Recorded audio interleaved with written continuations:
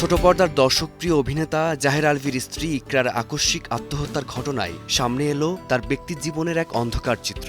ইকরার এই বিদায় কেবল সাধারণ মৃত্যু হিসেবে দেখছেন না নেটিজেনরা। ঘটনার নেপথ্যে উঠে আসছে পরকীয়া, দাম্পত্য কলহ আর সামাজিক মাধ্যমের রহস্যময় বার্তা।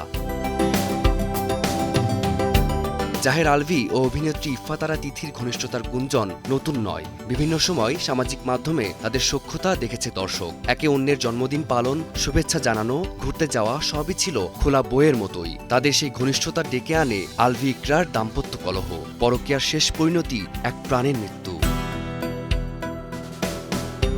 বর্তমানে শুটিংয়ের কাজে নেপালে অবস্থান করছেন আলভি। জানা গেছে তিথিও তার সঙ্গেই রয়েছেন। স্ত্রীর মৃত্যুর ২৪ ঘন্টা পেরিয়ে গেলেও দেশে ফেরেননি অভিনেতা।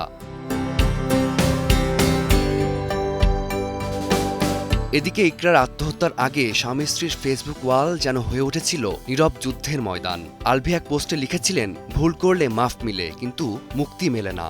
কয়েক ঘন্টা পরে নিজের হাসি মুখের একটি ছবি পোস্ট করে ইকরা লেখেন, কেউ একজন কারো পুরো জীবনটা ধ্বংস করে দেওয়ার পর নিজের মাত্র একটা দিন নষ্ট হওয়ার জন্য কাঁদছে। কান্নার চেয়ে এই পরিহাসের আওয়াজ অনেক বেশি তীক্ষ্ণ।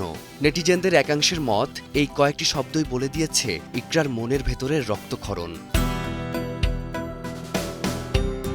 স্ত্রীর মৃত্যুর খবর নিশ্চিত করে সামাজিক মাধ্যমে দেয়া এক পোস্টে আলভি জানিয়েছেন, তিনি বুঝতে পারছেন না ইকরা কেন এমন সিদ্ধান্ত নিয়েছে। সেই মুহূর্তে তিনি কথা বলার মানসিক অবস্থায় ছিলেন না বলেও দাবি করেন। দ্রুত দেশে ফিরে পুরো ঘটনা নিয়ে জানাবেন বলেও নিশ্চিত করেন। তবে নানা বাহানায় স্ত্রীর শেষ বিদায়ে নেই তিনি। মায়ের মুখ দেখতে দেননি সন্তানকেও। তিথির সঙ্গে অভিনেতার যে পরকীয়ার সম্পর্ক, সময়ের সঙ্গে সেই গুঞ্জন আরও জোরালো হয়েছে। আলভি ও তিথির সুষ্ঠু বিচারের দাবি ইকরার পরিবারের। ফারদিন মাঝার, সময় সংবাদ, ঢাকা।